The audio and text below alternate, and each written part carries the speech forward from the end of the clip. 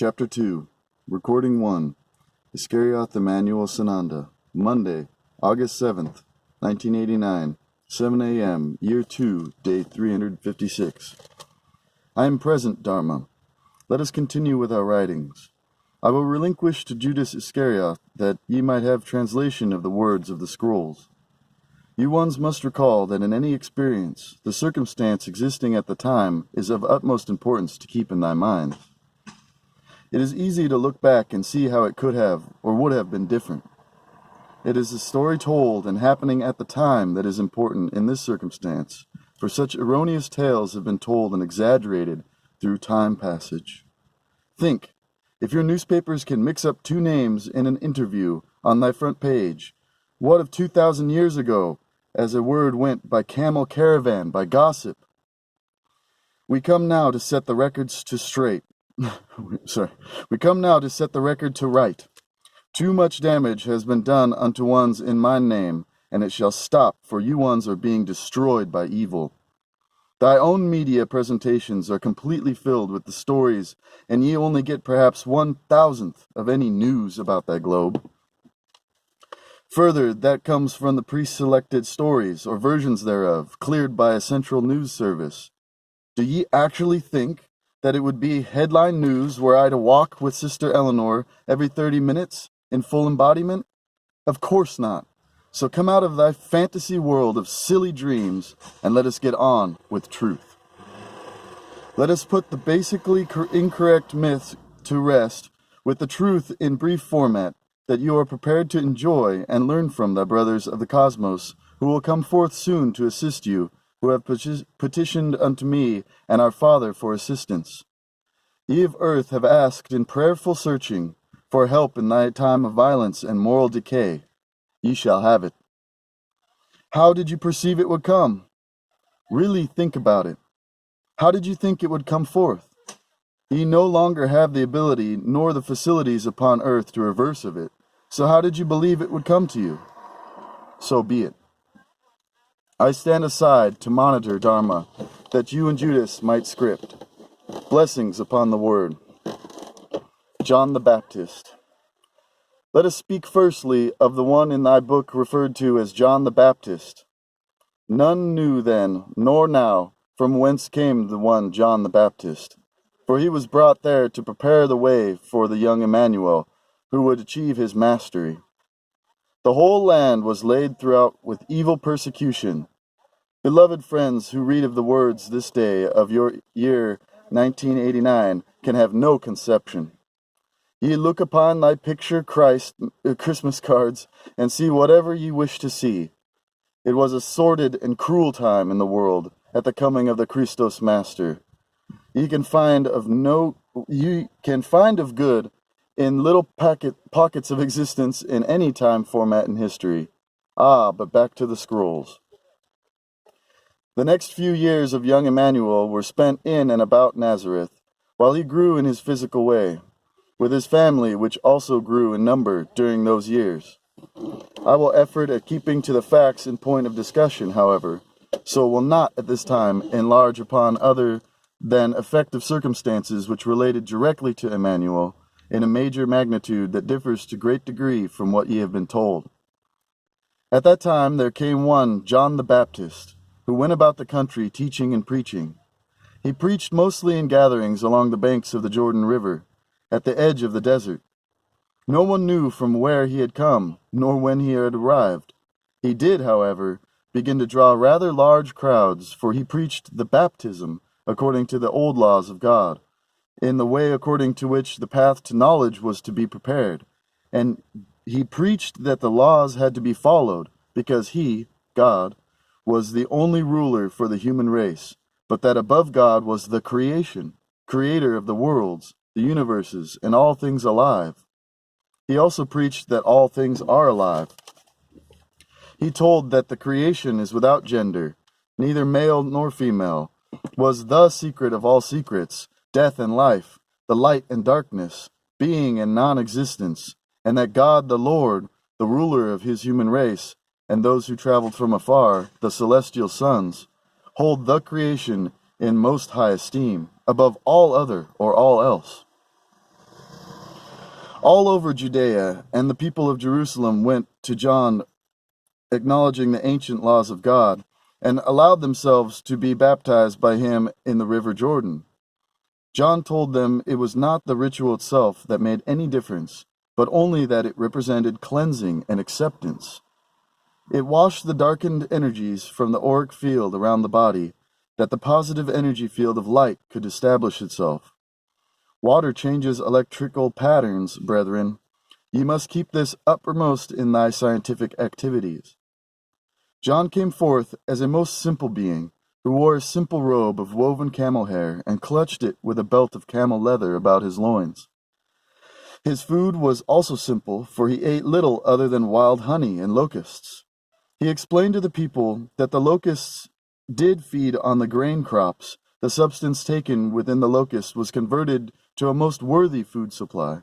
He showed them that the locust did not need represent a destructive pest, but rather a food supply of great value, which converted a simple foodstuff into a body-sustaining whole food.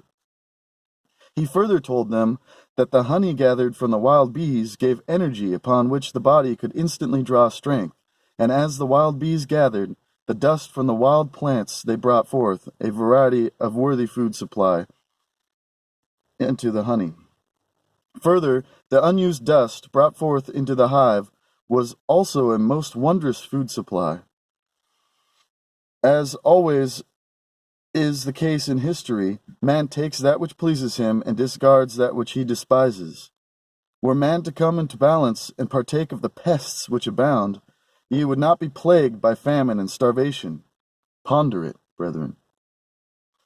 As John anointed by immersion in the river many of the people, there also came many Pharisees and Sadducees to him, taunting and ridiculing him with malicious shoutings and speeches.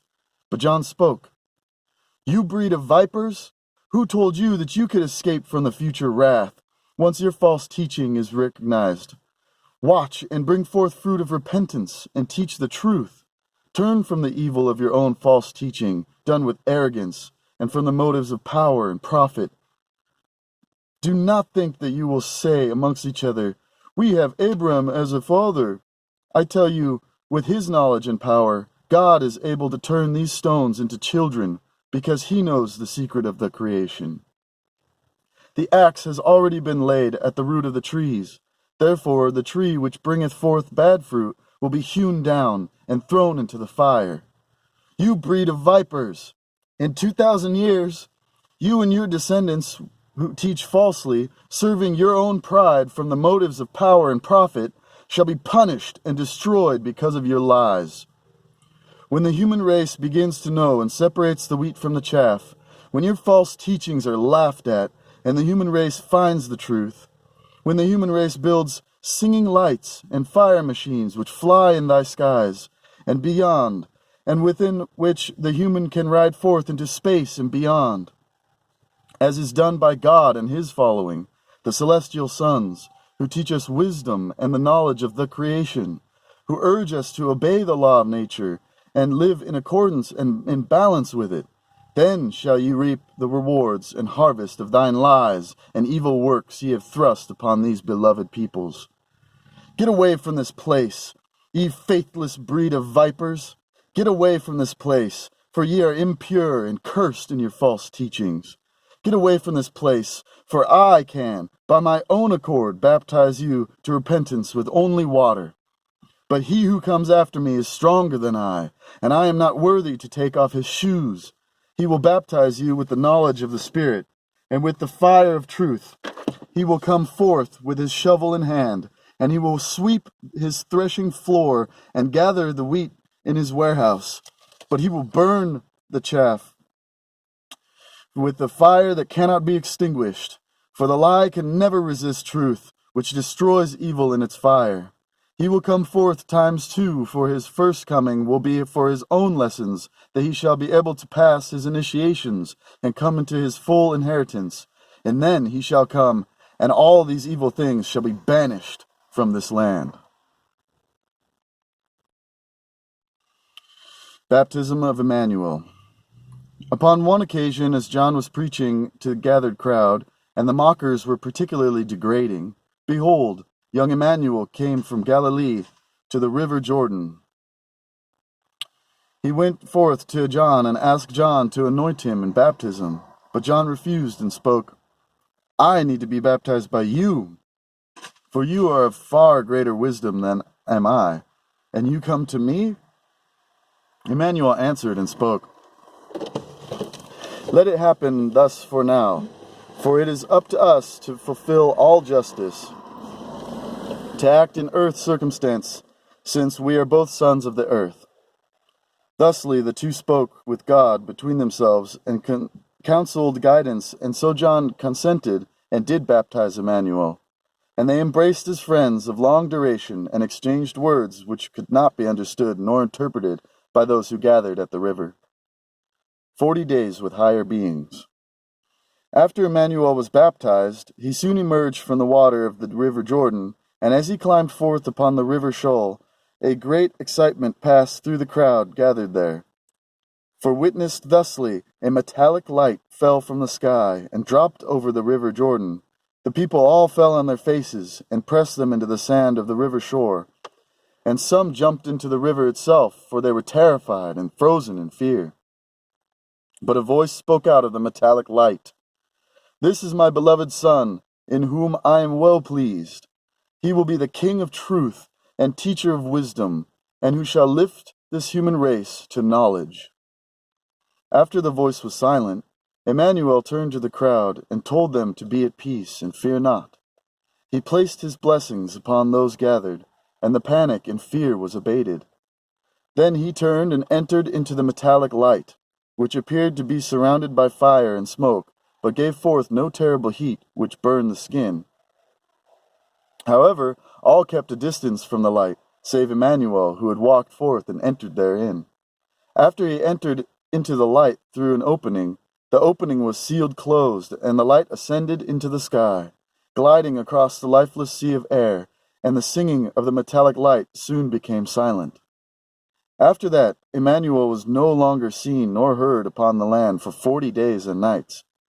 During the ensuing period of time, Immanuel no longer lived among the people of the human race, of the earth. Actually, he never again lived in the fullness of human density from that very day forward, for he was somehow made different from the human creation with whom he was to experience. The next portion was laid forth in words from the Master himself, and in fact, ye of the small group circle have shared his telling of the secret. I shall retell of it here, that this document being completion as a unit record of sequence. However, I shall cover it only briefly, for the Master Immanuel wishes to cover this experience in more detail at a later time sequence. I shall relate it exactly as the scrolls can be translated. After Immanuel was lifted up from the earth, and when this happened, no one knew where he had been taken. Immanuel was let off by the metallic light object between north and west, where the guardian angels had received cords with which to measure the place for the chosen ones.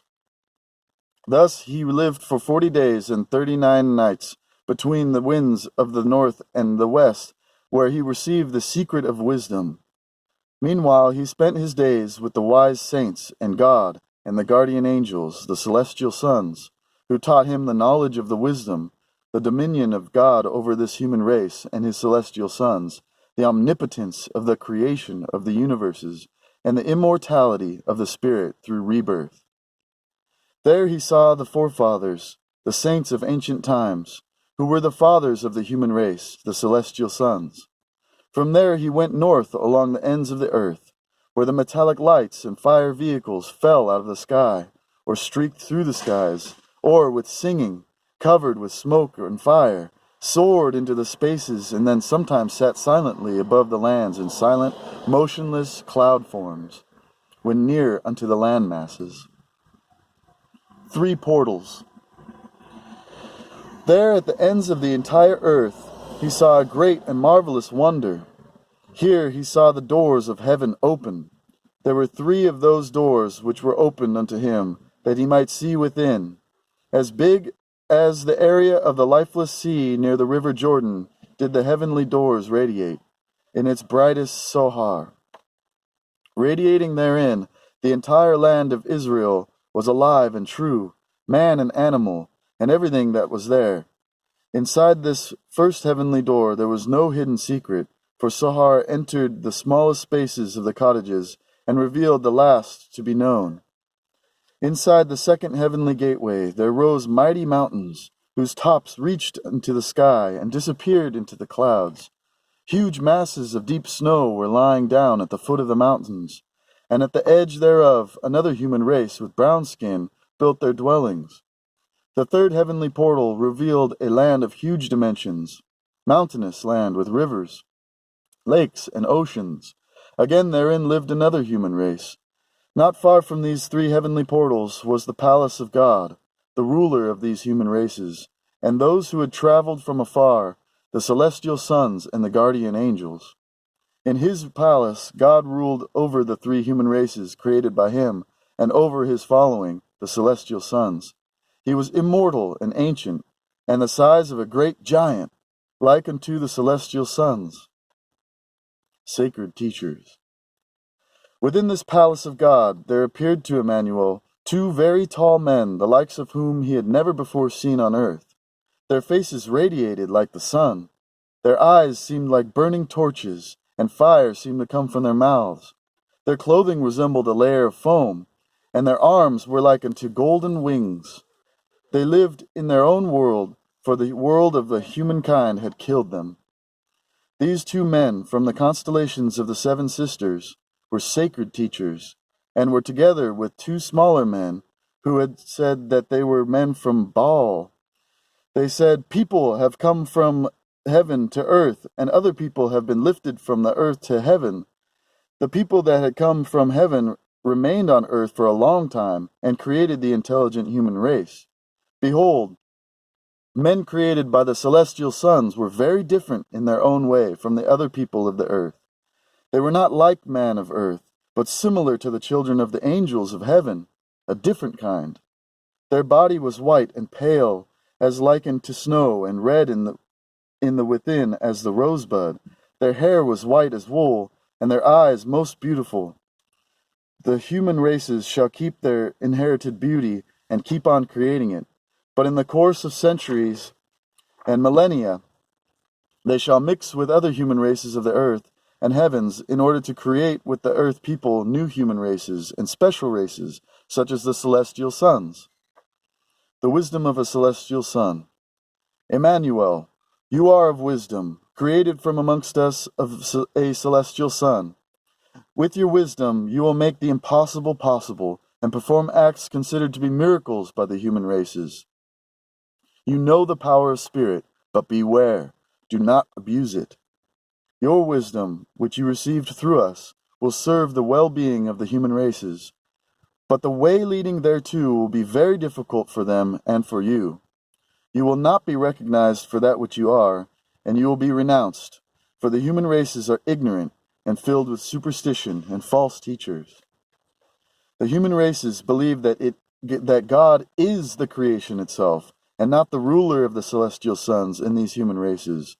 The people of the earth attribute to him the omnipotence of the creation, and glorify his as the creation itself.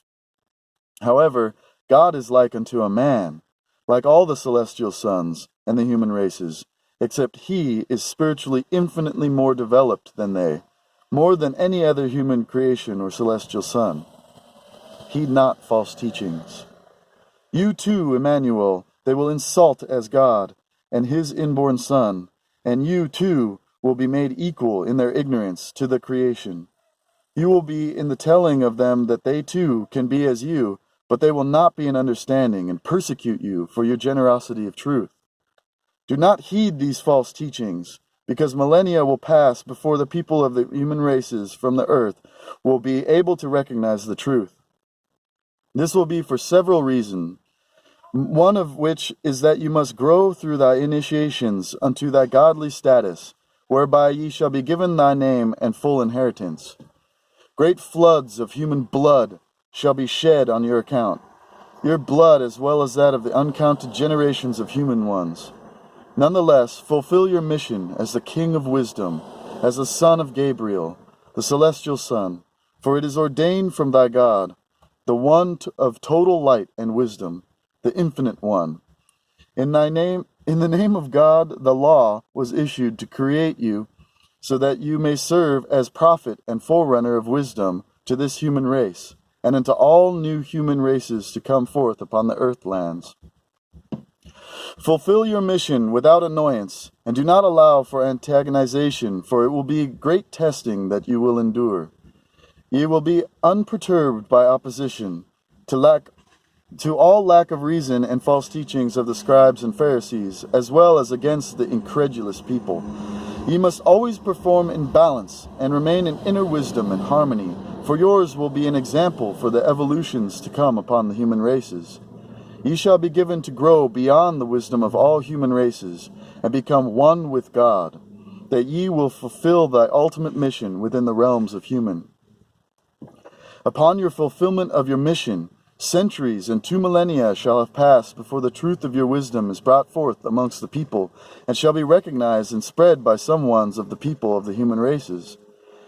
These appointed and consecrated ones shall have also been trained and taught by the celestial sons in the realms of God. They shall be daring and dedicated above all others, that their missions also be fulfilled in perfection and the proper sequence of time portions. Not before the time when machines project themselves into the sky of the human will truth break through, and false teachings will slowly become most unstable and shaky, namely that you are the Son of God or the creation. For you will be recognized as the son of celestial sons, and will become one with God and within the creation. Celestial sons to reveal themselves. This will be the time that we, the celestial sons, will begin to reveal ourselves anew to the human races, because they will have become knowing and will threaten the order of heaven with the power they will have gained. But they will be arrogant and ignorant and unable to contain the foolish power they will have discovered, and will threaten annihilation and decimation of the entire earth through their evil tinkering. Thusly they spoke, the celestial sons, between north and west, before they brought Immanuel into the metallic light orb. Before they brought Immanuel in the metallic light orb back into Israel in the land of Galilee. When Immanuel returned, he found that John the Baptist had been imprisoned, and thereafter he left the town of Nazareth and went forth to live in Capernaum, which is by the sea, in the lands of Zebulun and Naphtali. At that time Immanuel went forth and began to teach and warn the people, Repent and turn to the truth and knowledge, for they alone bring life unto you. First Disciples. And then, as Immanuel went along the Sea of Galilee with this teaching, he came upon 2 brothers, named Peter and Andrew of the house of Simon, known as Simeon, and they threw their fishing nets into the sea, for they were fishermen. And Immanuel spoke to them, saying, Come and follow me, I shall teach you knowledge, and make you into fishers of men. After they listened to Immanuel's truth, they became bonded friends, and they soon left their fishing nets behind, and traveled along with the young Immanuel, all being young and about the same number of years. They and Immanuel traveled over the whole of Galilee, taught in the synagogues, preached the knowledge of the Spirit, and healed all diseases and infirmities of the people who came forth to hear and sought wisdom. The news of him spread all over Syria. They who heard of him brought to him those who were sick, afflicted with various diseases and plagues, those who were obsessed, the lunatics, and those who were sick of palsy and all manner of distresses. He healed them all. It came to pass that many people followed him from Galilee, from the 10 cities, from Jerusalem, from Judea, and from the other side of the river Jordan. Everywhere they went, many people would gather and aspire to hear his teachings, for it was recognized that he was of higher inspiration and knowledge. The crowds continually grew in numbers, so that the young master would need find a higher ground upon which to stand, that he might be seen and heard. He sought out placement whereby he might stand atop a hillock and oversee the people, that his voice might be carried to the far edges of the gathered ones. Dharma, let us take a respite, for we have not had a break in our work for some 3 of your hours. Rest a bit, and we will return unto our work. Ye are blessed of us of the celestial sons, and our communication is growing steadily more synchronized and easy of flow. Salut, salut, salut.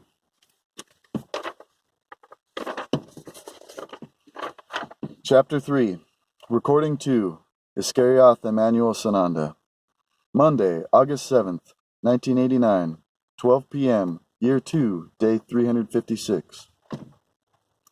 Let us continue, Dharma. Sananda, here in light, that you receive in clarity and comfort. Let us return to Judas Iscariot, that you can continue of your scribing from the ancient scrolls. These scrolls are in safekeeping, to be again brought unto you ones in security at the proper sequence. I do not like to refuse response unto your questions, so let us please request that you accept our sequence of events and writings, and not overponder or outthink thy higher brethren. There is safety in thy ignorance, and too much speculation brings danger, the same as if it were true rather than conceptual. If this is not honored, we will refrain from sharing any of the documents of translation, even among the small group. You ones get most ebullient, and the radiance emanates from you like a lighthouse. Caution shall be thy password. Please do not cause us the necessity of delay in that which might already be planned. Ye are monitored most carefully, beloved ones. As these writings are put into publication, I request that the conversations with Dharma, as well as any instructions, be also published in sequence as brought forth. Ones of you who do the setup can label or entitle the separate portions in suitable fashion. These conversations, however, must be included, for there is a great purpose therein. So be it. I relinquish to Judas. Salut. I move to standby. Greetings, Dharma. Judas here, that we might continue from the prior session. We will now return to the scrolls. The Sermon on the Mount. When Immanuel saw the multitudes of people who followed him, on one particularly crowded day, he went on top of a small mountain and sat down, and his disciples went forth with him. Time had passed, and he had gained many disciples, and Immanuel had grown in maturity of both physical and mental stature. There was much questioning about how ones go forth in the physical, and how ones should practice life that they may be blessed in the sight of God and the celestial sons, and be in balance and harmony with the creation. He spoke thusly unto them. Blessed are they who are rich in spirit and recognize the truth, for life belongs to them. Blessed are they who lament, for they shall see the truth therein and shall be comforted. Blessings are those who hunger and thirst for truth and knowledge, for they shall be satisfied and given wisdom. Blessed are they who obey the law of nature and the creation, for they live according to the plan of the creation. Blessed are they who have a clear conscience, and who listen unto their conscience in truth, for they need not fear. Blessed are they who believe in the creation, for they do not follow false teachings. Blessed are the righteous, for nature is subject unto them. Blessed art thou when men shall revile you because of our teachings, and because of me persecute you and falsely speak evil against you. Rejoice and be comforted, for life and the new life will be rewarded to you. Thusly did they persecute the prophets who were here before you. Rejoice and be comforted, for life and the new life will reward you. Thusly did they persecute the prophets who were here before you. You are the salt of the earth. When the salt loses its savor, with what will you salt? It is of no further use except to be thrown out and stepped on by the people. You are the light of the world. The city that is on top of a mountain cannot remain hidden. Neither do men light a candle and put it under a bushel, but rather place it on a candlestick, and it gives light to all the people in the house. Let your light so shine before the people that they will see your good works and recognize the truth of your knowledge. Do not think that I have come to dissolve the law or the prophets. I have not come to dissolve, but to fulfill and to reveal knowledge. Thusly I tell you the truth. Until heaven and earth vanish, Not the smallest letter nor one iota of the law of creation and the laws of nature will disappear until all has been fulfilled. Justice in the law of nature and of truth. He who violates the smallest law or violates the smallest commandment and teaches people falsely will be called the least. But he who spreads the teachings in truth will be called the greatest, and the Spirit will thank him.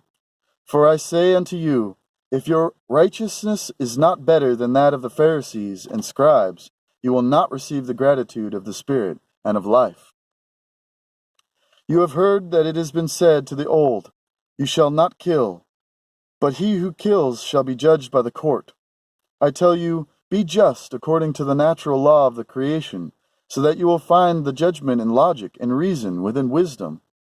Guilty are all who do not act in self-defense or according to a given verdict when they kill or speak and practice evil. Justice according to the natural laws of the creation by itself elevates a verdict into logic. Do not accommodate or oblige your adversaries when you are right, and the judge will probably decide in your favor if thy judge be of honor and without parochialism and bigotry. Verily I say unto you, you will obtain justice only when you find truth yourself and can make your fellow man understand of it.